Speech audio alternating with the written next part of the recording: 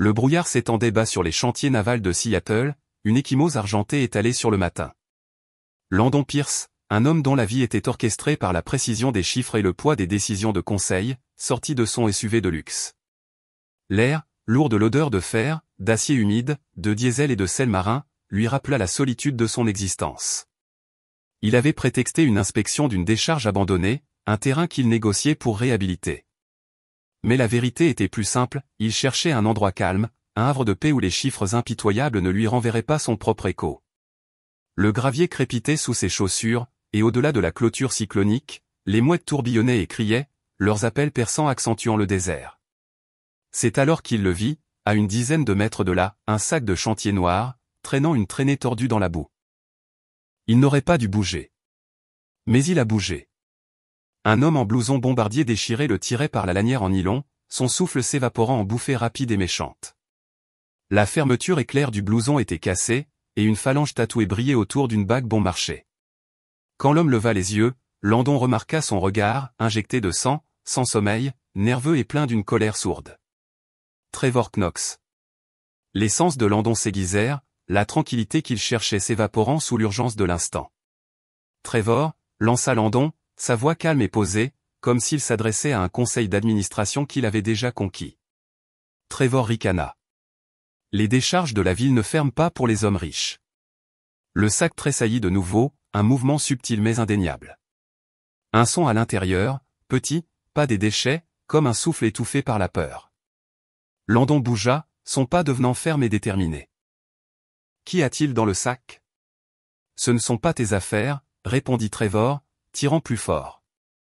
La gamine a besoin d'apprendre à rester tranquille. Ces mots frappèrent Landon comme une gifle, son monde se réduisant à un point de concentration intense. Il s'interposa devant Trevor, plantant ses deux chaussures dans la boue froide, traçant une ligne que l'argent ne pouvait pas déplacer. Il se pencha et, avec ses clés de voiture, coupa la lanière en plastique. Le sac s'ouvrit avec un soupir chimique, libérant une odeur de débris et de détresse. À l'intérieur, une petite fille était recroquevillée, couverte de terre, ses cheveux emmêlés par la pluie. Ses genoux étaient serrés contre sa poitrine, son corps marqué de plaies sanglantes et de vieilles ecchymoses. Ses yeux, de la couleur de l'eau d'hiver, le fixaient comme si elle s'était noyée il y a longtemps, son regard vide de toute lueur d'espoir. « Je serai sage », murmura-t-elle, sa voix se brisant en éclats. « S'il vous plaît. » La botte de Trevor avança, menaçante. « Ferme-le. » Derrière Landon, la porte du SUV s'ouvrit avec un claquement sourd. La voix de Caleb, son chauffeur et homme de confiance, vint, basse et régulière. « Dis le mot, monsieur. » Landon retira son manteau de laine et le posa sur les épaules de la petite fille, un abri doux et sombre contre le froid mordant. Sa voix, quand il parla, n'était pas pour Trevor, mais pour l'enfant. « Tu es en sécurité maintenant, lui dit-il. Je m'appelle Landon. » Elle déglutit, tremblante. « Ava. »« Ava », répéta-t-il, gravant ce nom dans sa mémoire. « Nous partons. » La mâchoire de Trevor se contracta, une pulsation de rage tressaillant sous la crasse. « Tu penses que l'argent te donne le droit de voler ce qui est à moi? » Landon ne répondit pas. Il se tenait entre l'homme et l'enfant frissonnante, la pluie glissant de son manteau sur la boue. L'air sentait l'huile, le caoutchouc brûlé et la pourriture. Le souffle d'Ava venait par petits tremblements, ses yeux allant d'un adulte à l'autre, piégés entre la peur et l'incrédulité que quelqu'un se soit arrêté pour elle. Trevor chancela en avant, les poings serrés. « Cette gamine a saccagé ma maison. Sa mère est à l'hôpital à cause d'elle. » Les mots traversèrent le brouillard, cherchant à blesser. Le ton de Landon resta bas, mais tranchant comme du verre. « Ta femme est dans le coma parce que tu l'as mise là. » Pendant un demi-battement de cœur, Trevor se figea. Puis il balança un coup. Caleb intercepta, épinglant l'homme contre le côté de la poubelle rouillée d'un bras. « Nous appelons la police. » Trevor cracha, se débattant. « Tu le regretteras. Je connais des gens. » « Plus maintenant, » coupa Landon. Sa voix portait cette autorité de PDG qui mettait fin aux réunions et brisait les carrières. Il se retourna vers la fille. Couverte de boue, une coupure le long de sa joue saignait légèrement sous la pluie. Quand Landon s'agenouilla, elle tressaillit, murmurant « Personne ne m'aiderait. » Landon retira sa cravate, l'utilisa pour lier le plastique du sac déchiré afin qu'il ne puisse plus la couvrir. Il a menti, dit-il doucement. Regarde-moi. Tu vas t'en sortir. Tandis que Caleb appelait les secours, les malédictions de Trevor se dissolurent dans le statique de la pluie. Landon souleva la fille dans ses bras. Elle ne pesait presque rien, juste de la chaleur, des tremblements et une confiance brisée. Il regarda vers les lumières de l'autoroute, perçant le brouillard. « Tiens bon, Ava, murmura-t-il. Personne ne te jettera plus jamais. » La tempête s'épaissit alors que Landon portait Ava vers le SUV, sa tête faiblement appuyée contre sa poitrine. Chaque goutte de pluie frappait comme des éclats de verre froid. Derrière eux, Trevor se libéra de l'emprise de Caleb, la fureur débordant à chaque mouvement. « Tu fais une erreur, Pierce, rugit-il, la voix rauque. C'est ma belle-fille, mon problème. Ce n'est pas ton œuvre de charité. Landon ne ralentit pas, c'est une enfant, pas un problème, dit-il d'une voix égale. La porte du SUV s'ouvrit avec un sifflement, l'air chaud se répandant dans le gris. Il installa doucement Ava sur le siège arrière, l'enveloppant plus étroitement dans son manteau. Ses lèvres étaient gercées, les commissures tremblantes alors qu'elle murmurait « Il me trouvera. Il me trouve toujours. » Landon rencontra son regard à travers le reflet de la fenêtre de la voiture, le calme d'un adulte retenant un océan. Pas cette fois. Trevor fit un nouveau bond, glissant dans la boue. Tu penses pouvoir la prendre? Tu vas voir ce qui se passe quand un homme n'a plus rien à perdre. Caleb s'avança, un mur solide de muscles. Recule, Knox. Si tu le touches, tu auras les flics et les caméras avant de finir ta prochaine bouteille. La menace fit hésiter Trevor. Il tituba, l'arrogance de l'ivrogne s'effondrant en quelque chose de plus laid, la peur. Tu regretteras de m'avoir défié, siffla-t-il. Puis il se retourna, traînant les pieds vers le néon vacillant d'un bar routier au loin, disparaissant sous la pluie comme une malédiction qui s'éloignait. À l'intérieur du SUV, Landon ferma doucement la porte, faisant taire le chaos extérieur. La petite fille était raide, agrippée à sa manche. L'odeur de cuir mouillé et d'essence remplissait l'espace. Caleb monta, démarra le moteur et jeta un coup d'œil dans le rétroviseur. Hôpital ou maison? Monsieur. Landon regarda Ava. Pieds nus, genoux violacés, le léger motif d'une ceinture sur son bras. Sa poitrine se serra. Elle a eu assez d'hôpitaux pour une vie entière. Il lui attacha sa ceinture de sécurité lui-même, avec soin à chaque clic, chaque pli du manteau. Maison, dit-il doucement. Et appelle le docteur, elle est en chemin. Je veux un pédiatre privé qui attende à la grille. Dehors, la pluie brouillait le monde entraîné de lumière et d'ombre. À l'intérieur, pour la première fois depuis des années, le monde de Landon Pierce retrouvait un sens. Au moment où le SUV serpentait dans les rues escarpées de Queen Anne, la nuit avait enveloppé Seattle de draps de brume. Le manoir Pierce s'élevait derrière des grilles en fer forgé, verre moderne et cèdre, brillant comme une braise contre l'obscurité humide. Caleb conduisit, les pneus chuchotant sur la pierre. Quand la voiture s'arrêta, Landon sortit, tenant toujours Ava. Elle était légère maintenant, un fantôme d'épuisement et de douleur. La bruine transformait ses cheveux en fils d'or emmêlés. Dolores Hart, sa femme de ménage de longue date, ouvrit les portes d'entrée, surprise. « Monsieur, qui est-ce » ? « Quelqu'un qui a besoin d'un endroit sûr, » dit Landon, franchissant le seuil sans ralentir. Sa voix avait ce ton qui n'admettait aucune question, mais quelque chose dans ses yeux serra la gorge de Dolores.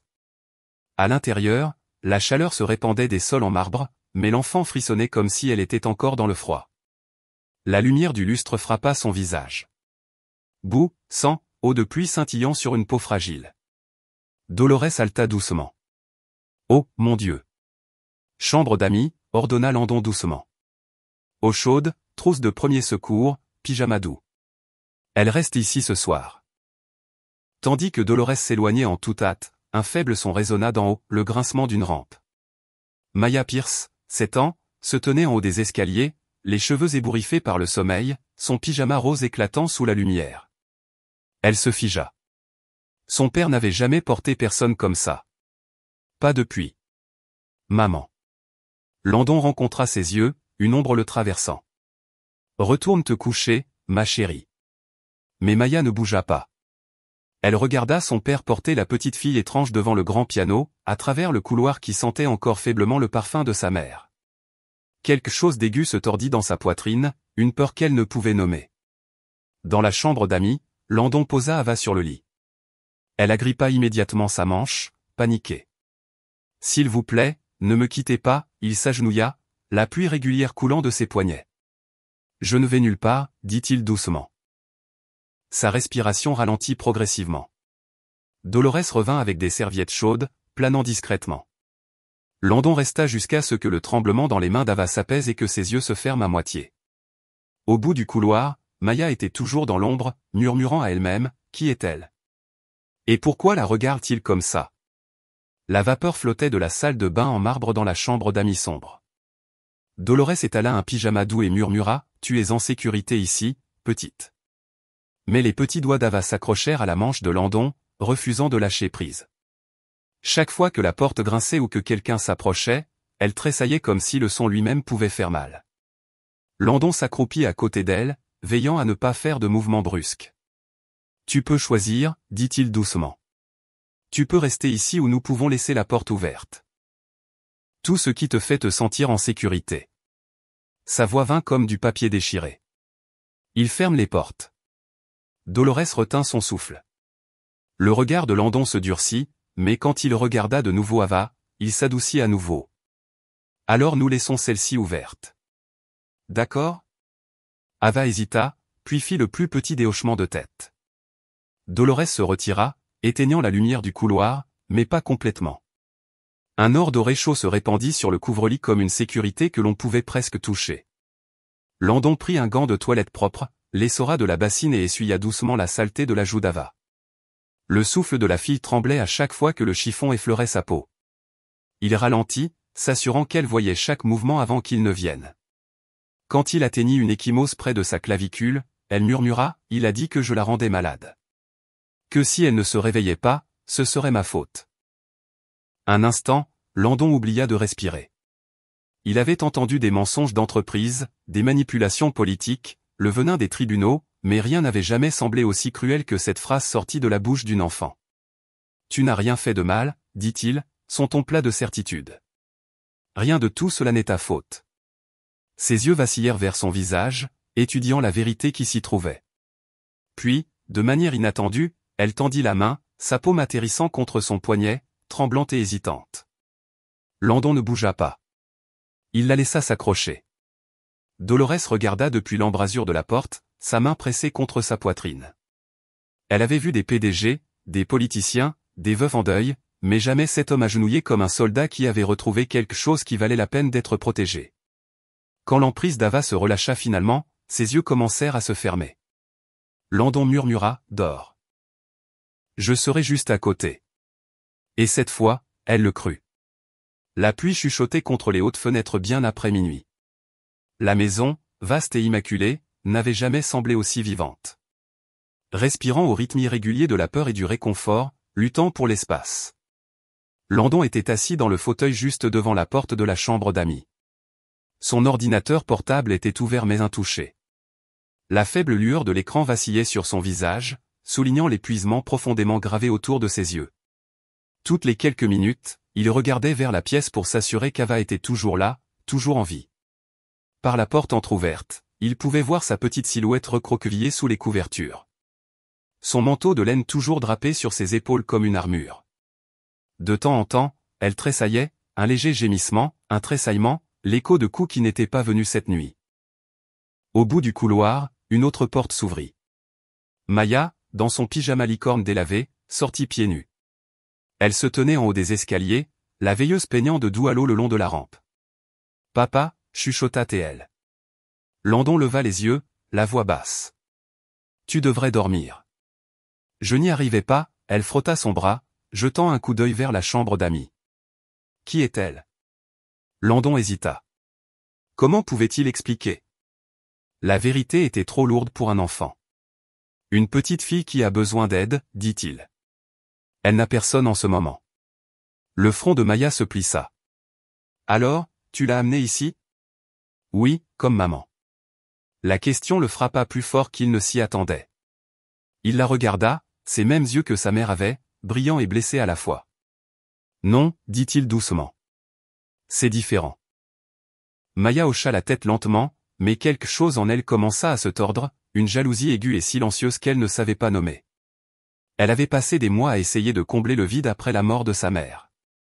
Le silence qui persistait toujours quand son père s'enterrait dans le travail. Et maintenant, une autre fille était entrée dans cet espace, meurtrie mais en quelque sorte vue. Elle croisa les bras. Elle reste ici pour toujours? Pour l'instant, répondit Landon, jusqu'à ce qu'elle soit en sécurité. La gorge de Maya se serra. Elle voulait demander s'il viendrait toujours l'embrasser pour la bonne nuit, mais au lieu de cela, elle murmura juste « d'accord » et retourna dans sa chambre. Quand sa porte se referma, Landon soupira et se frotta les tempes. Son cœur souffrait pour les deux enfants, pour celle qui avait perdu sa mère et celle qui ne reverrait peut-être plus jamais la sienne réveillée. Dans la pièce d'Aak sans grave côté, Ava bougea, murmurant dans son sommeil. Un mot s'échappa de ses lèvres. « Maman. » Landon se pencha en avant, chuchotant au calme. « Tu n'es plus seule, ma petite. Je te le promets. » Dehors, le tonnerre roula sur la baie comme un serment. Le matin se glissa, pâle et hésitant, à travers les hautes fenêtres de la cuisine du manoir Pierce. La pluie s'était adoucie en brume, s'accrochant à la vitre. L'air sentait le pain grillé et la cannelle, des choses ordinaires qui semblaient presque étrangères après la nuit dernière. Dolores se déplaça silencieusement, remuant le gruau sur la cuisinière, sa voix douce. « Elle est réveillée, monsieur. Mais elle ne parle pas beaucoup. » Landon hocha la tête, resserrant sa cravate. « Restons calmes. Pas de questions auxquelles elle ne veut pas répondre. » À l'autre bout de la longue table en chêne, Ava était assise, petite dans un pull trop grand que Dolores avait trouvé en réserve. Ses pieds nus pendaient au-dessus du sol, trop nerveuse même pour les balancer. Elle fixait le bol devant elle comme s'il pouvait lui faire du mal. Quand Landon entra, elle se figea, la cuillère à mi-chemin de ses lèvres. Il ralentit ses pas, laissant sa présence ressembler plus à du temps qu'à un ordre. « Bonjour, Ava » chuchota Théil. « Bonjour » répondit-elle, à peine audible. « Essaie » dit-il, désignant le gruau. Sa main trembla alors qu'elle levait la cuillère. La première bouchée fit tressaillir ses épaules. Elle avala rapidement, attendant, se préparant à ce qui allait suivre. Une réprimande, une main, une voix élevée en colère. Mais rien ne vint, seulement le silence. Dolores versa du lait chaud à côté d'elle. « Si tu en veux plus, tu n'as qu'à le dire, ma chérie. » Ava sembla confuse, jetant des regards entre eux. « Vous ne me ferez pas tout manger. » Landon secoua la tête. « Tu t'arrêtes quand tu es rassasié. » L'enfant cligna des yeux comme si elle ne comprenait pas que cette liberté était réelle. Lentement, une autre cuillerée. De l'escalier, Maya apparut, les cheveux brossés, le visage gardé. Elle se glissa sur le siège en face de son père, les yeux jetant un coup d'œil vers la nouvelle fille. Landon sourit. « Bonjour, ma chérie. »« Bonjour » dit-elle, mais son ton était sec, le mot comme de la glace. Les trois mangèrent dans un silence qui semblait trop fragile pour être brisé. Les seuls sons étaient les cuillères contre les bols, le rythme lent d'une nouvelle confiance, se formant un battement de cœur à la fois. La petite main d'Ava trembla de nouveau. Elle serra plus fort la cuillère. Une goutte de lait se renversa, éclaboussant son pull. Son corps se raidit, ses yeux s'écarquillant de panique. « C'est bon » dit Landon rapidement, sa voix calme, régulière. « Les accidents arrivent. » Dolores tendit une serviette. « Tiens, ma chérie. » Ava la prit, les mains tremblantes, fixant la serviette comme si c'était la preuve que le monde avait changé. Puis, de manière inattendue, Maya déchira un petit morceau de son pain grillé et le glissa vers l'assiette d'Ava. « Et c'est ça » murmura-t-elle, les yeux détournés. Ava hésita, puis prit une bouchée. C'était doux. Ses lèvres esquissèrent le plus petit des sourires. Landon le vit, et pour la première fois depuis des années, le matin ne semblait pas vide. Le ciel de Seattle devint éteint l'après-midi. Des nuages bas pressant sur la ville comme une ecchymose. Le SUV de Landon traversait la pluie, les essuie-glaces balayant des arcs rythmiques. Il n'avait pas dit à Ava où ils allaient, seulement qu'un médecin vérifierait ses ecchymoses et qu'elle pourrait lui tenir la main tout le temps si elle le voulait. Elle n'a pas lâché une seule fois.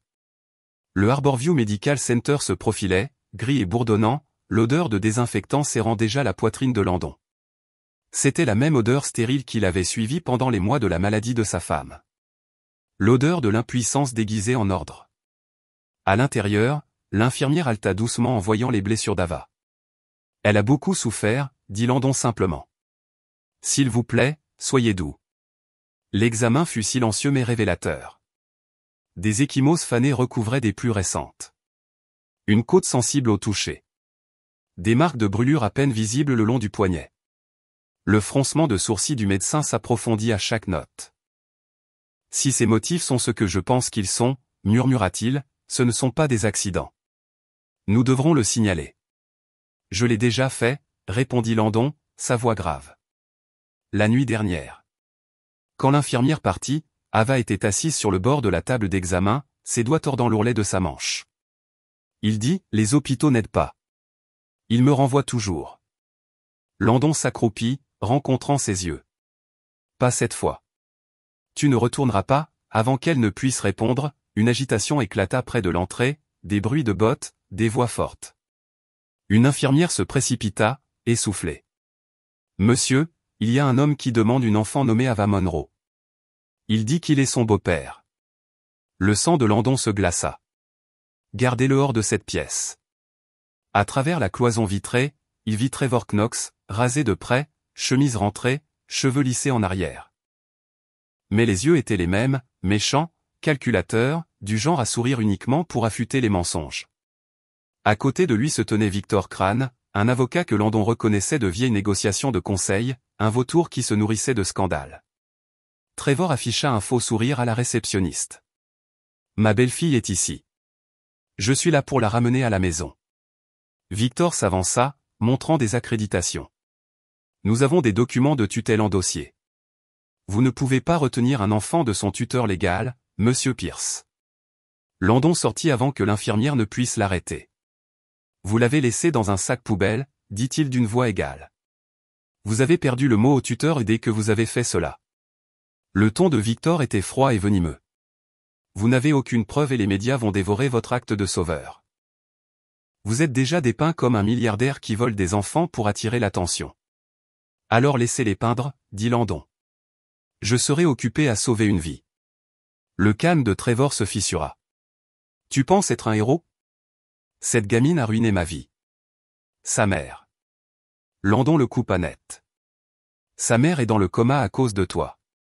Le couloir se figea un instant. Même les machines semblaient arrêter de bourdonner. La bouche de Trevor s'ouvrit, mais aucun son ne sortit. Victor lui attrapa le bras, murmurant, pas ici. Landon s'approcha, son ombre s'étendant sur le carrelage. Va-t'en, Knox. Si jamais tu l'approches à nouveau, je t'enterrerai au tribunal avant que tu ne touches une autre bouteille. La mâchoire de Trevor se contracta, la rage tremblant, juste sous contrôle. Tu regretteras ça, Pierce, siffla-t-il. Tu n'es pas intouchable. Ni toi, dit Landon. La sécurité arriva. Les hommes partirent, leurs silhouettes avalées par la lumière fluorescente. De retour dans la salle d'examen, Ava se cachait derrière le rideau, les yeux grands ouverts. Landon s'agenouilla à côté d'elle de nouveau. Il est parti. Sa lèvre trembla. Vous ne l'avez pas laissé me prendre. Personne ne te prendra, dit-il doucement. Plus jamais. Quand ils quittèrent l'hôpital, Ava s'endormit dans la voiture à mi-chemin de la maison, sa petite main toujours serrant la sienne. Dans le reflet du pare-brise, Landon se vit, un homme qui avait perdu sa femme, sa foi, son calme, et réalisa que quelque chose d'inattendu était revenu dans cette poignée. Un but, et peut-être, juste peut-être, la rédemption. À l'aube du lendemain, l'histoire avait déjà éclaté. Un PDG milliardaire kidnappe une enfant à l'hôpital. Les gros titres hurlaient sur tous les grands flux d'informations. Les cours boursiers bourdonnaient en rouge. Les hashtags s'enflammaient. La Pierce Corporation, autrefois synonyme de prestige discret, était maintenant tendance pour toutes les mauvaises raisons. Landon était assis dans son bureau, les stores à moitié baissés. La pluie dehors tapotait comme des doigts impatients. Son téléphone vibrait sans arrêt, message du conseil, de son chef des relations publiques, même d'anciennes connaissances politiques, tous disant la même chose. Vous devez arranger ça vite. Il éteignit le téléphone. La vérité n'avait pas besoin de micro. Elle avait juste besoin d'air. Dolores entra silencieusement, posant un plateau de café sur son bureau. Ils appellent ça un enlèvement, monsieur, dit-elle. Vous avez fait irruption aux urgences et avez pris la fille. La mâchoire de Landon se serra. Je l'ai fait sortir après l'avoir sauvée d'un homme qui l'avait laissée dans un sac poubelle. Je sais, fit-elle une pause. Mais eux, non. À la télévision muette de l'autre côté de la pièce, une vidéo passait en boucle sans fin. Trevor Knox était assis sous de douces lumières de studio, les cheveux peignés, affichant une expression de père en deuil qui pourrait gagner un Oscar. J'ai fait des erreurs, dit-il à la caméra, sa voix se brisant parfaitement au moment voulu. Mais je n'ai jamais blessé cette petite fille. Ma femme est dans le coma. Je suis seul. Et maintenant, un homme riche vole ma seule famille. Est-ce cela la justice? L'animateur hocha gravement la tête. Vous dites que Monsieur Pierce l'a prise sans consentement. La lèvre inférieure de Trevor trembla. Il voulait de l'attention. Les gens comme lui en veulent toujours. Landon fixa l'écran, les yeux se rétrécissant. Le montage montrait des images d'archives de son manoir entrelacées de textes dramatiques.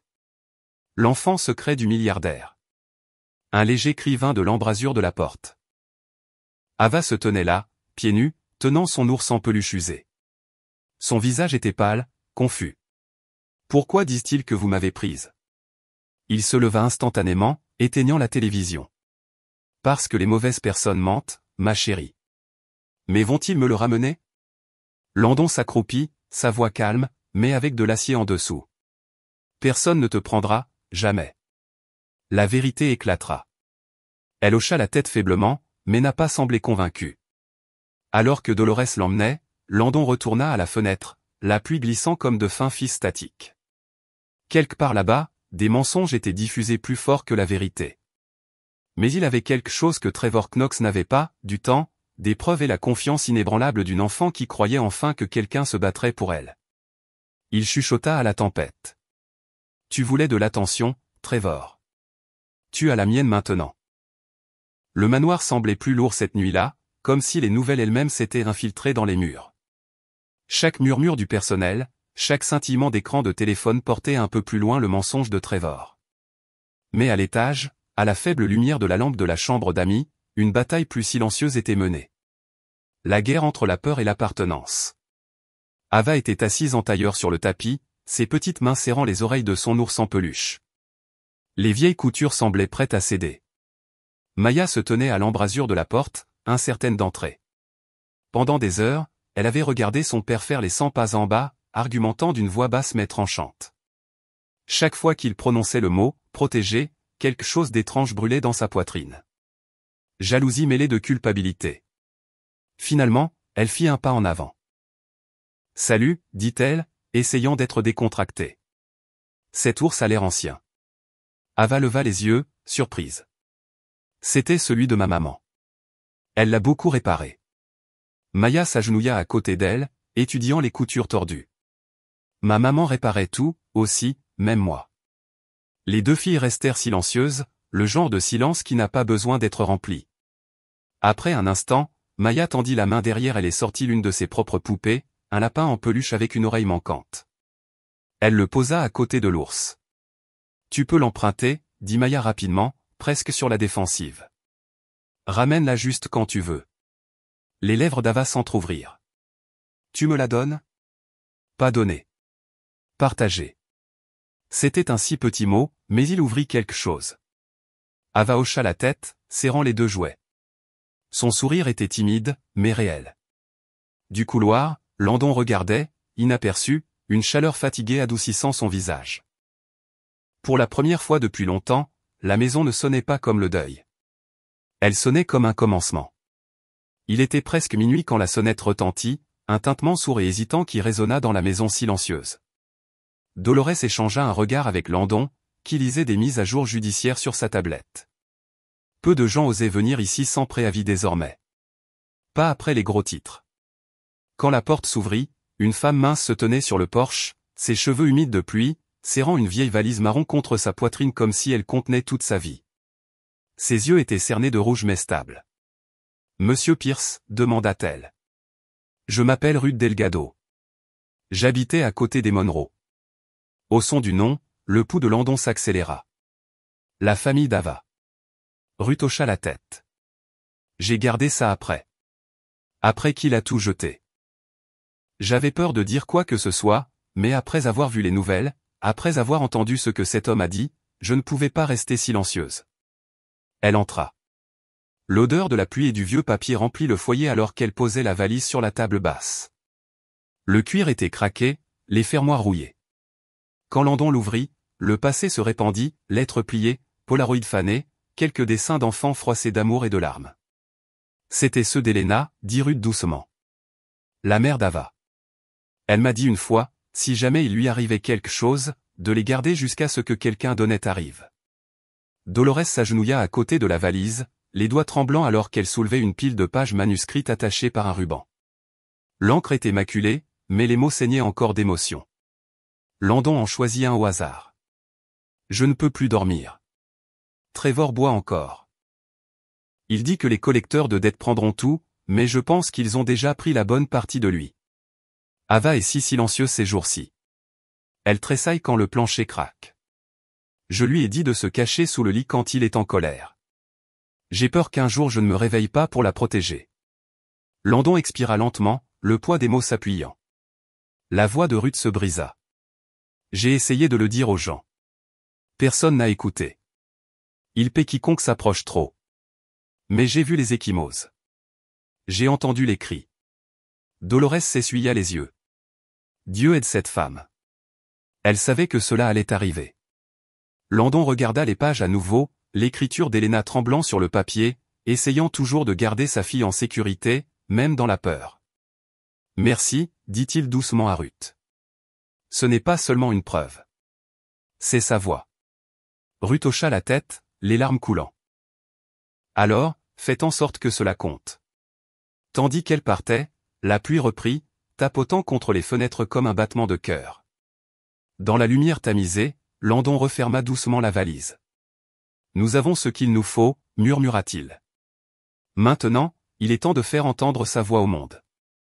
L'après-midi suivant, le ciel était de nouveau bas et gris. Des nuages cousus serrés au-dessus de Seattle. Landon n'avait pas dormi. Il était assis dans son bureau, la valise des lettres d'Elena ouverte à côté de lui, chaque page étalée comme des plans de bataille.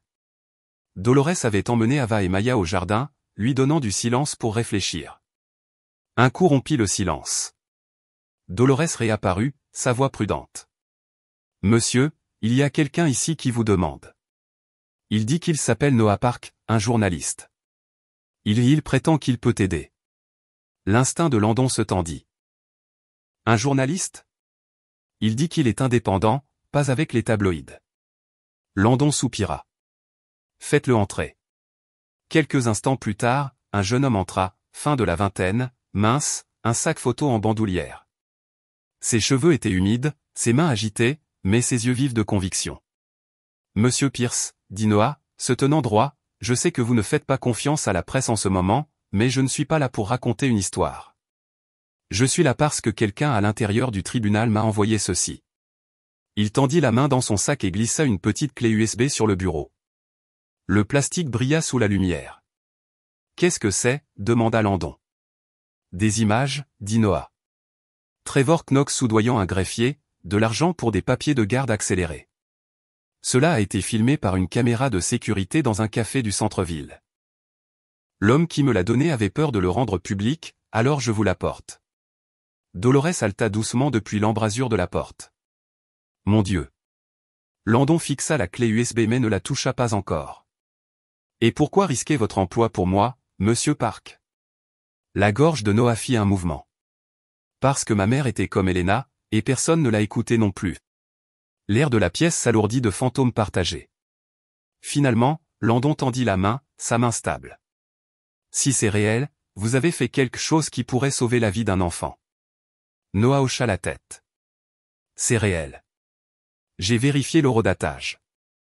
J'ai même sauvegardé une copie miroir sur un cloud privé, juste au cas où. Landon expira, quelque chose comme de l'espoir se frayant un chemin à travers l'épuisement. Alors vous n'êtes pas seulement un journaliste. Vous êtes un témoin. Noah esquissa un petit sourire, presque fatigué. Peut-être les deux. Tandis que Dolores partait préparer le thé, Landon retourna la clé USB dans sa paume, son poids étonnamment léger pour ce qu'elle pouvait contenir, la différence entre la vérité et la ruine. Il regarda le jardin en contrebas, où Ava riait faiblement avec Maya, un son trop délicat pour un monde aussi cruel. Nous faisons cela correctement, dit-il doucement, plus à lui-même qu'à quiconque. Pas bruyamment, pas imprudemment, mais correctement. Et pour la première fois depuis des jours, le chemin à suivre semblait clair. Les marches du palais de justice brillaient, glissantes de pluie, les caméras se pressant comme des vautours. Les journalistes hurlaient des questions qui se confondaient en une tempête d'accusations.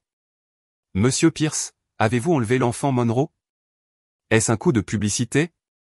Avez-vous falsifié le congé de l'hôpital ?» Landon ne broncha pas. Son bras protégeait Ava, sa petite main serrant si fort la manche de son manteau que ses jointures étaient blanches. Maya marchait à leur côté, les lèvres fines, les yeux dardants sur les flashs. Derrière eux, Dolores tenait un parapluie, son expression un mur silencieux de défi. À l'intérieur, l'air était plus froid. La salle d'audience ressemblait à un théâtre, des rangées de spectateurs murmurant une mer de jugement, prêts à choisir leur camp avant le premier coup de marteau. Au premier rang se tenait la juge Abigail Rhodes, les cheveux argentés épinglés en un chignon serré, son regard illisible. Elle était connue pour une chose, son intégrité. S'il y avait une vérité à trouver, elle la verrait. Sur le banc opposé, Victor Crane ajustait ses boutons de manchette avec un sourire narquois qui n'atteignait jamais ses yeux. À côté de lui, Trevor Knox portait un costume repassé et la même fausse tristesse qu'il avait affichée à la télévision. Il se tapotait même les yeux avec un mouchoir tandis que les caméras cliquaient avant le début de la procédure. « Votre honneur », commença Victor en douceur. Une fois que le marteau a frappé, mon client, Monsieur Knox, est le beau-père et tuteur légal d'Ava Monroe. Il s'est occupé d'elle après le tragique accident de sa mère. Monsieur Pierce, cependant, a pris sur lui, sans aucune autorisation légale, de retirer cet enfant de l'hôpital et de cacher où elle se trouvait. La mâchoire de Landon se serra, mais il n'a encore rien dit. Victor désigna une rangée de témoins, un voisin, une assistante sociale, même une infirmière, tous avaient répété leur témoignage, parfaitement synchronisé. Ils attesteront de la dévotion de mon client, poursuivit-il. C'est un cas de richesse militarisée. Un homme utilisant son influence et sa sympathie pour jouer les sauveurs. Un murmure parcourut la foule. Les caméras s'inclinèrent en avant. Quand ce fut le tour de Landon, il se leva, non pas en colère, non pas bruyamment, mais délibérément. Sa voix traversa le bruit comme une pluie régulière contre la vitre. « Votre honneur, je n'ai pas caché un enfant. Je l'ai secouru. Elle était dans un sac poubelle quand je l'ai trouvée, en sang, terrifiée, suppliant de ne pas être renvoyée. Si vous voulez des preuves, je les fournirai. Toutes. » Il fit un signe à Dolores, qui apporta la valise. À l'intérieur, les journaux intimes d'Helena Monroe, des photos, des dossiers médicaux et la déclaration sous serment de Ruth Delgado.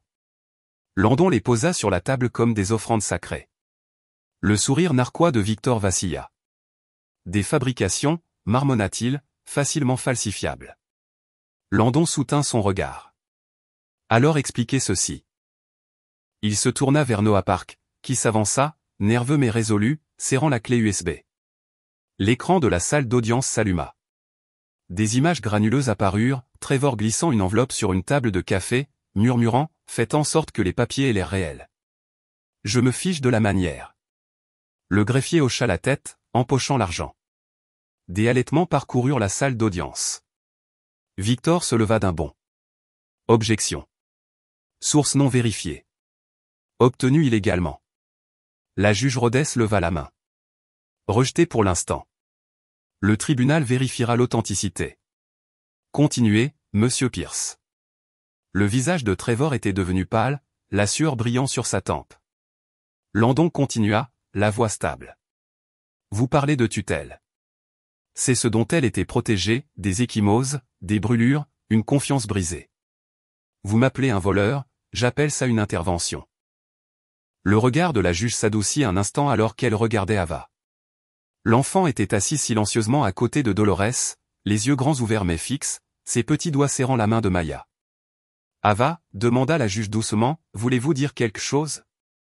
La voix d'Ava était à peine un murmure. Je ne veux pas y retourner.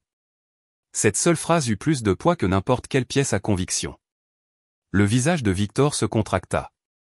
Il se tourna pour chuchoter furieusement à Trevor, dont les mains tremblaient maintenant sur la table. La juge Rhodes se pencha en avant. Nous nous réunirons à nouveau après vérification forensique de tous les documents soumis. Ce tribunal ne décidera pas sur la base de l'influence, mais sur la vérité. Son marteau frappa une fois, résonnant comme le tonnerre. Lorsque la session fut levée, Landon se tourna vers ses filles. La petite voix d'Ava l'atteignit, tremblante, mais certaine, vous avez tenu votre promesse. Il s'agenouilla à côté d'elle, posant une main sur la sienne. Je te l'avais dit. Dehors, la presse pullula de nouveau, mais Landon ne ralentit pas. Il marcha sous la pluie, les portes du palais de justice se refermant derrière lui comme le premier battement d'un tambour de guerre. Le combat n'était plus une question d'image. Il s'agissait de survie, de justice et de l'enfant qui était devenu sa raison de respirer à nouveau. Le palais de justice se vida lentement, laissant derrière lui le bourdonnement des murmures et l'écho des bottes sur le marbre. Landon attendit que les journalistes se soient dispersés avant de guider les filles dehors. La pluie s'était transformée en brume, douce mais froide, enveloppant la ville d'un silence argenté. Les mains d'Ava restaient serrées autour des siennes, ses petits doigts tremblants même si elle essayait de le cacher. Elle n'avait pas parlé depuis que la juge avait ajourné la séance. Son silence disait tout, la salle d'audience avait ressemblé à un autre champ de bataille. Elle avait à peine survécu. Quand ils atteignirent le SUV, Landon ouvrit la porte arrière. Ava se figea à la vue des caméras clignotantes de l'autre côté de la rue, son souffle se coupa, ses épaules se soulevèrent. « C'est bon, dit-il, la voix basse. Ils ne peuvent pas te faire de mal. Nous avons fini pour aujourd'hui. » Elle hocha la tête faiblement, mais tremblait toujours. Maya monta à côté d'elle, les yeux pleins d'une résolution tranquille. « Tu peux respirer avec moi, chuchota-t-elle, levant 3 doigts. 4 temps pour inspirer. 4 temps pour retenir, 6 temps pour expirer, comme papa me l'a appris quand j'avais peur. Ava hésita, puis suivit. Ensemble, elles respirèrent lentement et avec précaution jusqu'à ce que le tremblement quitte ses mains. Du siège du conducteur, Caleb croisa le regard de Landon dans le rétroviseur et fit un petit signe de tête. Approbation, réassurance. Pour la première fois depuis le début du procès, Landon sourit, faiblement, mais réellement. Le monde extérieur avait toujours soif de sang, mais sur la banquette arrière, 2 petites filles s'apprenaient à rester entières. Il se tourna vers la fenêtre, regardant les lumières du palais de justice s'estomper derrière la pluie. La route à venir semblait longue, incertaine, mais il avait déjà décidé. Il mènerait cette bataille non seulement pour la justice, mais pour quelque chose de plus rare, quelque chose que le monde avait oublié de croire. La famille. La nuit était lourde quand ils rentrèrent. Le genre d'obscurité qui avale le son. Après avoir couché les filles, Landon trouva Caleb qui l'attendait près du garage, la posture tendue, une cigarette éteinte entre les doigts. « Monsieur, dit-il, la voix basse. Il y a quelque chose que je dois vous dire. Ça me ronge depuis le jour où nous l'avons trouvé. » Landon fronça les sourcils. « Vas-y », Caleb prit une inspiration, les yeux fixés sur le trottoir glissant de pluie. « Après que vous soyez parti cette nuit-là, de la décharge. Je suis resté un peu, j'ai fait ma déposition à la police. Plus tard, je suis allé faire le plein d'essence près de cette même route. J'ai revu Trevor Knox. Il était sur le parking d'un motel délabré, parlant à Victor Crane. » La poitrine de Landon se serra. « Vous êtes sûr ?» Caleb hocha la tête sombrement. « Je ne voulais pas tirer de conclusions hâtives, mais j'en ai assez entendu. Crane lui a dit, si tu veux récupérer la fille, nous enterrons les preuves. Tu te tais à propos d'Elena. Je m'occupe des papiers. » Puis Trevor a ri, ivre comme jamais, et a dit, nous l'avons déjà jetée une fois. Qui penserait qu'un milliardaire la déterrerait? Pendant un instant, le seul son était la pluie qui frappait le métal. La voix de Landon sortit, calme. Dangereuse. Vous jureriez cela? Je le jurerai sous serment, dit Caleb, jetant la cigarette éteinte. J'ai travaillé pour vous pendant 12 ans, monsieur. Je sais quand quelque chose est pourri. Landon regarda vers les fenêtres du manoir, la faible lueur de la chambre d'Ava à l'étage. Cela change tout, murmura-t-il. Nous ne prouvons pas seulement la maltraitance, maintenant nous prouvons la conspiration. Caleb fit un simple hochement de tête. Je peux écrire une déclaration ce soir. J'inclurai chaque mot. Faites-le, dit Landon. Et assurez-vous qu'elle soit notariée. Nous la remettrons directement au tribunal demain matin. Caleb hésita, baissant la voix. Monsieur, Crane est dangereux. Il a des juges, des policiers, des journalistes sur sa liste de paix. Une fois que cela sera rendu public, il viendra vous chercher. Landon esquissa un sourire fatigué, mais d'acier. Alors qu'il vienne. J'ai déjà vécu pire que des hommes comme lui. Les yeux du chauffeur s'adoucirent avec quelque chose qui ressemblait à du respect. Vous vous battez pour plus d'un enfant maintenant, patron. Vous vous battez pour eux tous. Landon ne répondit pas. Il regarda la pluie s'accumuler autour de ses chaussures, sentant la lente brûlure du but se répandre à nouveau en lui, stable, implacable. Au-dessus d'eux, la foudre éclata brièvement, illuminant la façade du manoir. 2 fenêtres brillaient faiblement, une pour Maya, une pour Ava. Et pour la première fois, Landon réalisa ce que ces lumières signifiaient. Ce n'étaient pas seulement des chambres. C'étaient des raisons. La tempête n'a pas dormi cette nuit-là, et Landon non plus. Son bureau brillait de la lumière de la lampe. Les murs tapissés de dossiers, de dépositions de témoins et de pages du journal d'Helena étalées comme une mosaïque de douleur. La déclaration sous serment de Caleb était fraîchement signée sur le bureau, l'encre encore sèche. À minuit, le téléphone de Landon vibra. La voix de Noah Park arriva, tendue mais stable. J'ai trouvé quelque chose de plus grand. Quoi? Le greffier que Trevor a soudoyé. Il travaille à mi-temps dans un bar miteux appelé le Blue Lantern. J'ai eu accès à leurs archives de caméras. Il y a une vidéo de l'échange. Trevor glissant de l'argent, le greffier le comptant, et la voiture de Victor Crane garée juste devant. Le pouls de Landon s'accéléra. Vous avez des copies? 3. Une sur un cloud, une sur une clé, une sur votre email avant le matin. Je l'envoie crypté. Vous risquez votre carrière, Noah. Une pause. Les carrières peuvent se reconstruire. Les enfants n'ont pas toujours cette chance. Landon se pencha en arrière, la tension dans ses épaules se relâchant pour la première fois depuis des jours. Tu as bien fait, mon gars. Tu viens de changer toute l'histoire. La voix de Noah s'adoucit. Assurez-vous que cela se termine bien. Quand l'appel se termina, Landon resta un long moment, fixant la clé USB dans sa paume. Dehors, la pluie battait contre les fenêtres comme des applaudissements d'anges invisibles. Il chuchota à l'obscurité, la vérité arrive pour toi, Trevor. Et cette fois, elle est plus forte que tes mensonges. Au bout du couloir, Ava bougea dans son sommeil, murmurant faiblement. Maya se retourna et passa un bras autour d'elle. Les 2 filles dormaient sous la même couverture, inconscientes de la guerre encore menée pour elles. Et dans son bureau, Landon Pierce, l'homme qui avait autrefois enterré son cœur à côté de sa femme, apprenait enfin à se battre à nouveau. Au matin, une lumière faible perça la tempête, grise et tremblante, comme si la ville retenait son souffle. Landon n'avait pas dormi. Le café était intact à côté des piles de preuves qui remplissaient maintenant son bureau. La déclaration de Caleb, le témoignage de Ruth, la clé USB de Noah, les pages du journal d'Helena. Preuve après preuve, chacune saignant la même vérité, Trevor Knox avait transformé la cruauté en routine. Un léger coup. Dolores entra, tenant une enveloppe. De Harborview, dit-elle doucement. C'est la dernière mise à jour médicale d'Helena. Landon l'ouvrit avec des mains prudentes. Les mots se brouillèrent un instant avant de s'ancrer. Toujours non réactive. Aucune amélioration neurologique. Il expira lentement et lourdement, sentant cette vieille douleur dans sa poitrine revenir. Elle s'est battue si longtemps, murmura-t-il. Elle mérite de se réveiller et de voir sa fille en sécurité. La voix de Dolores trembla. Peut-être que d'entendre que sa petite fille va bien l'atteindra d'une manière ou d'une autre.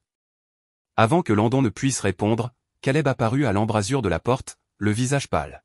« Monsieur, vous devez voir ça. » Il cliqua sur la télécommande.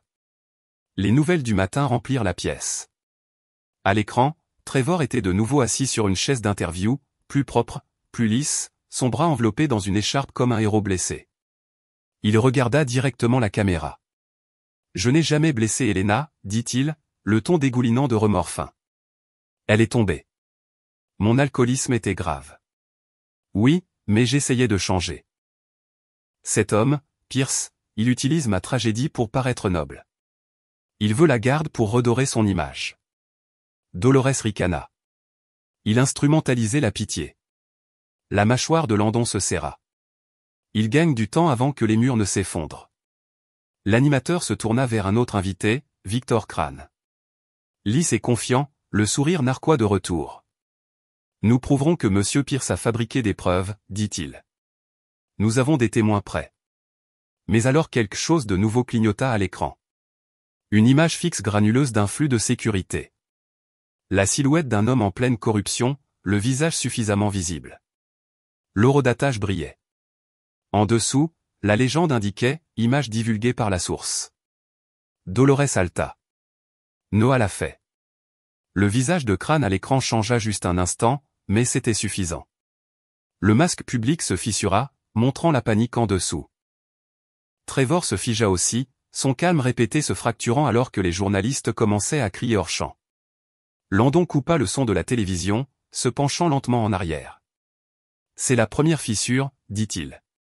Maintenant, nous continuons à pousser jusqu'à ce que tout se brise. Dolores sourit faiblement, les yeux brillants. On dirait que la justice commence à se souvenir de nous. Dehors, la tempête a finalement commencé à se dissiper, le soleil perçant les nuages, mince, défiant, mais suffisant pour faire briller la ville. Landon la regarda, la voix basse et certaine, il a construit son histoire sur des mensonges. Voyons combien de temps elle tiendra une fois que la lumière l'aura frappée. Le soir s'est glissé rapidement, le ciel violacé au-dessus du détroit. La tempête était revenue, non pas sous forme de pluie cette fois, mais de lumière clignotante. Des stroboscopes rouges et bleus se sont répandus sur les grilles en fer forgé du domaine Pierce alors qu'un enquêteur du CPS et 2 officiers en uniforme sont arrivés sans avertissement. Dolores les a rencontrés à la porte, le cœur battant. « Puis-je vous aider ?» Une femme grande au ton sec s'est avancée. Claire Ramsay, service de protection de l'enfance. Nous avons reçu une plainte d'urgence pour garde illégale et manipulation potentielle d'une mineure. Landon est apparu derrière elle, la cravate desserrée, les yeux calmes mais durs comme de la pierre. Plainte déposée par qui? Une source anonyme, a répondu Claire, bien que tout le monde sache ce que cela signifiait. Landon a hoché la tête une fois. Alors ne perdons pas de temps. Il les a conduits dans le salon. Ava et Maya étaient sur le canapé, coloriant côte à côte. Quand elles ont vu les uniformes, Ava s'est figée. Son crayon a roulé de la table et a frappé le sol avec un léger clic. Claire's expression s'est adoucie. « Bonjour, ma chérie.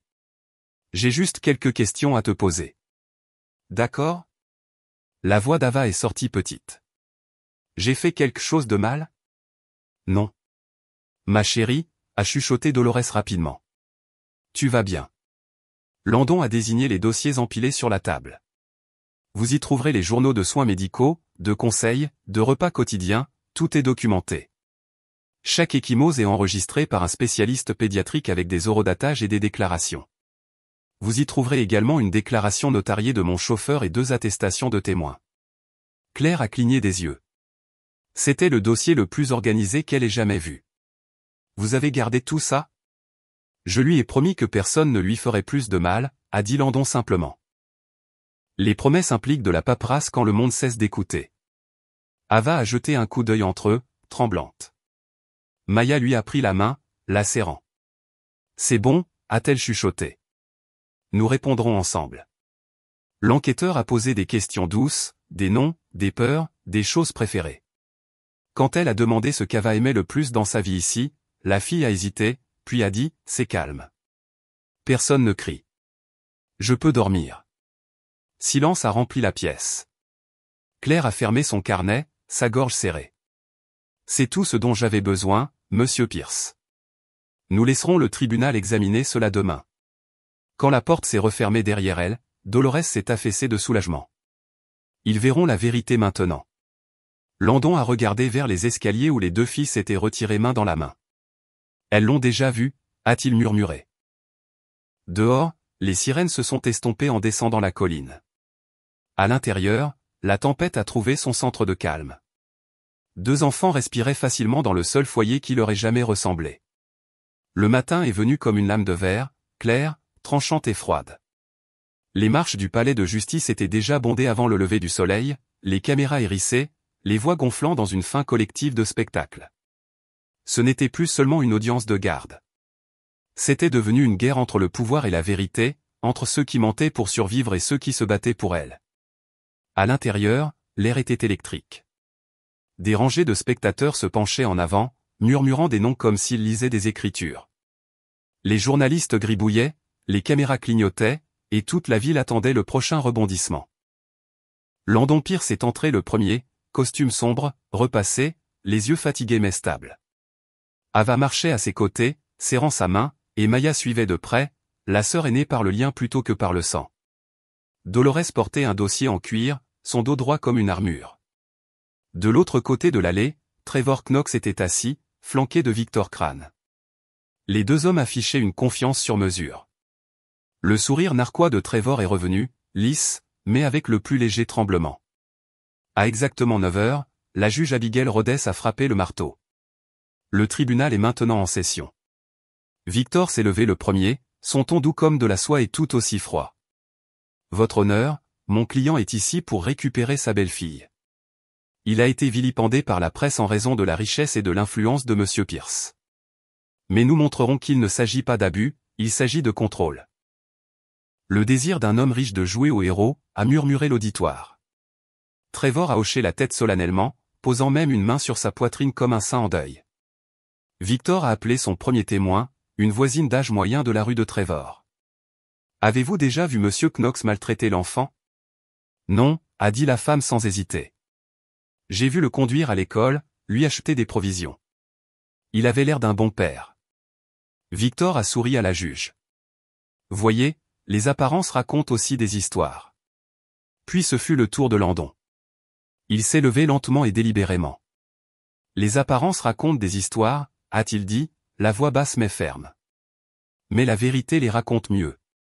Il a fait un signe à Dolores, qui s'est avancée avec la valise de Ruth Delgado, la plaçant sur la table des preuves. La juge lui a fait signe de continuer. Dolores a défait le ruban des journaux intimes d'Helena Monroe, ses mains tremblantes alors qu'elle lisait à voix haute. Il devient méchant quand il boit. Ava se cache dans le placard maintenant. Je lui dis de compter jusqu'à ce qu'il arrête de crier. J'ai peur qu'un jour, le compte ne suffise plus. La salle d'audience est tombée dans le silence. Les mots ont transpercé toutes les défenses comme un éclair. Puis Noah Park s'est avancé, présentant un rapport forensique vérifiant l'authenticité de la clé USB. L'écran s'est de nouveau animé. Trevor remettant une enveloppe au greffier, disant « Faites en sorte que les papiers aient l'air propres. J'ai besoin que cela soit fait rapidement. » Des halètements ont éclaté. Les caméras ont flashé. Victor a bondi. Objection. Violation de la vie privée, non vérifiée. La juge Rhodes a claqué le marteau. Rejeté. Continuez. Landon s'est tourné vers Trevor. Vous avez payé pour falsifier des documents de garde, n'est-ce pas? La mâchoire de Trevor s'est contractée silencieusement. Landon s'est rapproché, tenant la déclaration sous serment de Caleb. Et vous vous êtes vanté d'avoir jeté une enfant à la poubelle, n'est-ce pas? Le masque de Trevor s'est fissuré. Vous ne savez pas ce que c'est, a-t-il crié. Elle a ruiné. Ces mots sont morts sous le poids de sa propre admission. La pièce a explosé de bruit. Les journalistes criaient. Les huissiers criaient plus fort. Dans le chaos, une silhouette au dernier rang s'est levée, le barman du Blue Lantern. Il a levé un téléphone. Votre honneur, j'ai un enregistrement audio, a-t-il dit, la voix tremblante. La juge Rhodes a fait signe de faire silence. La lecture a commencé, la voix de Victor Crane, froide et indéniable. Si la fille disparaît, le problème disparaît. Le son a frappé comme le tonnerre. Le visage de Crane s'est vidé de couleur. Trevor s'est affaissé, murmurant quelque chose d'inaudible.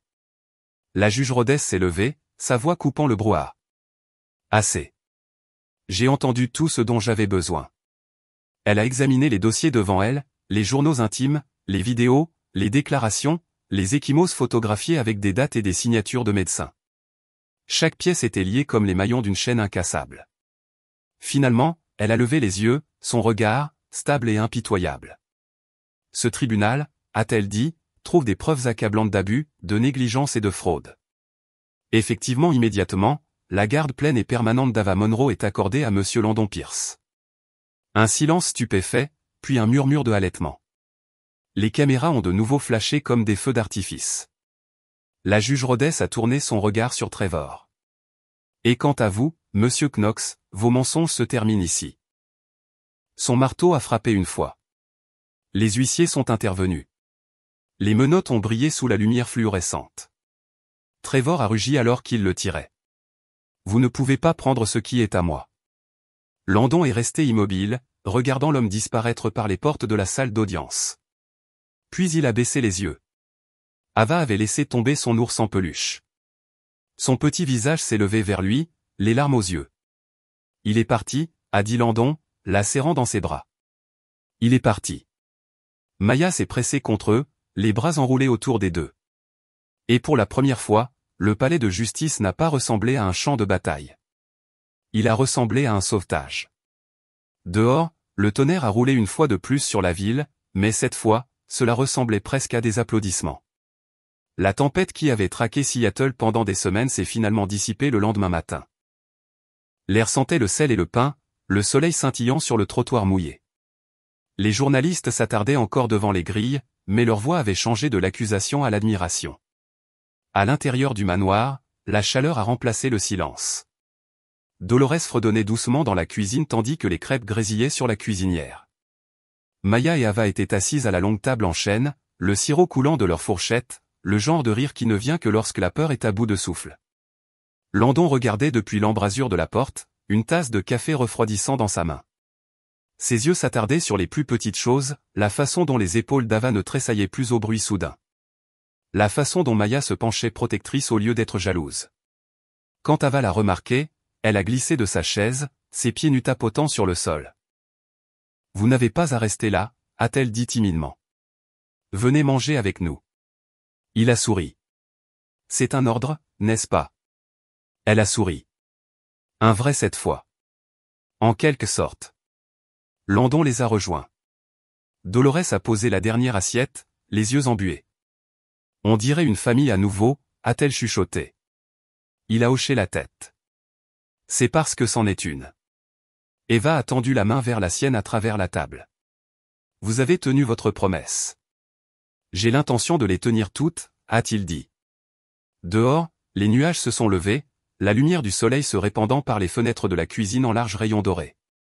Pour la première fois depuis que le nom d'Helena Monroe avait été prononcé, la maison semblait vivante, non hantée, non gardée, mais entière. Et tandis que les rires résonnaient sur les murs, Landon a réalisé quelque chose qu'il n'avait pas ressenti depuis des années. La maison n'était plus seulement la sienne. Elle était la leur. Le crépuscule a caressé le ciel de rose et d'ambre alors que le manoir Pierce s'installait dans le calme. Les lumières de la ville scintillaient en contrebas, mais pour une fois, le monde extérieur n'avait pas d'importance. À l'intérieur, un feu crépitait doucement, remplissant le salon d'une chaleur qui atteignait chaque recoin. Ava était assise sur le tapis à côté de Maya. Toutes les deux penchées sur un puzzle inachevé d'un lever de soleil. « Cette pièce va ici », a dit Maya, en mettant le dernier fragment en place. La lumière a éclaté sur l'image, orange et or comme une promesse tenue. Landon se tenait derrière elle, manches retroussées, le poids dans ses épaules, enfin disparu. Il a regardé leur rire, leurs petits morceaux ordinaires, le genre de miracle que l'argent ne pourrait jamais acheter. Dolores est entrée avec un doux sourire, posant 2 tasses de chocolat chaud. Ils disent aux nouvelles. Trevor et Crane ont tout avoué. On dirait que la justice s'est souvenue comment se tenir droite à nouveau. Landon a hoché la tête, la voix basse. C'est fini. Ava s'est tournée vers lui, les yeux brillants. Est-ce que ça veut dire qu'on peut rester ici pour toujours? Il s'est agenouillé à côté d'elle, lui brossant une mèche de cheveux de son visage. Pour toujours, a-t-il dit simplement. C'est ta maison maintenant. Elle a enroulé ses bras autour de son cou, murmurant « Merci de m'avoir trouvé ». La gorge de Landon s'est serrée. Non, ma chérie, a-t-il murmuré. Tu m'as trouvé. Maya s'est jointe à l'étreinte, sa petite main glissant dans la sienne. Nous nous sommes trouvés, a-t-elle dit avec un sourire. Dehors, le vent a changé, portant la faible odeur de la mer. À l'intérieur, la lumière du feu peignait leur visage en or. Et pour la première fois depuis des années, Landon Pierce, autrefois un homme défini par la perte, se sentait à nouveau entier. 3 âmes liées par le sauvetage, le pardon et l'amour. Non brisé, non perdu. Et 3 cœurs unis en un seul endroit appelé foyer.